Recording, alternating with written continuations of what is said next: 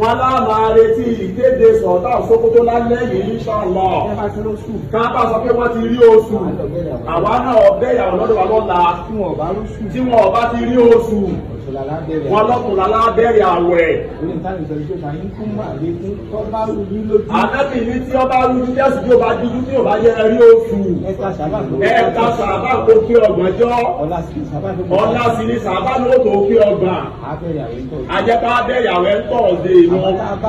Àwọn tí wọ́n bá rí oṣù lónìí tí wọ́n bá lè kéde. Ajẹ́pẹ́ lọ́la àlàrúbá àwẹ̀ ọ bẹ̀rẹ̀. Wọ́n á ti máa wá ṣe àṣìṣe kọ́. Wọ́n ní dandan ni kọ́ mọ̀ nìyí ó ṣàṣìṣe tó pé èèyàn ni á. Ọlọ́run ti tẹ̀gbọ́n nílé tiwa.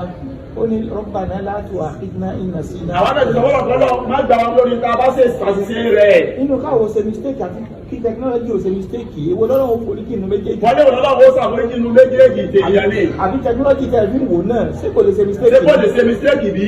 Technology tí ó pè pé obìnrin ó bímọ láàrin EDD tí a máa fi ilẹ̀ 14 days ní from 1st to 15th of January tóbìnrin ó bímọ ní December 1. Obìnrin tí ó lọ bímọ ní December 1 tí ó yapa déètì tí wọ́n fún yín ní scan. Àbí tí ó bímọ ní March 1. Àbí tí ó lọ bímọ lẹ́yìn ìgbà tó ti fún yín déètì tí ó ti kọjá lọ. Táyọ̀ sọ pé technology èfé yìí. Wọ́n ta lọ sọ pé technology èfé yìí. Ìbáwá la ṣe technology. Ìbáwá èbí sí ọwọ́ ọmọnìyàn ni. Ẹ bá tiẹ̀ wá kà sí báwa tiẹ̀ wá ṣe mistake. Ìbáwá kàsí pé àwa ṣe mistake.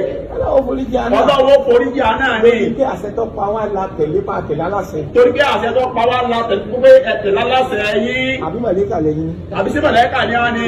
Àìsí mọ̀lẹ́kà. Àbọ́lọ̀ ní ní. Àbọ́lọ̀ ni á ní. Tẹ́ẹ̀ fi lè ṣe mistake. Tẹ́ẹ̀ fi lè ṣe mistake. Assalamu alaikum warahmatullahi. Wa alaikum salam.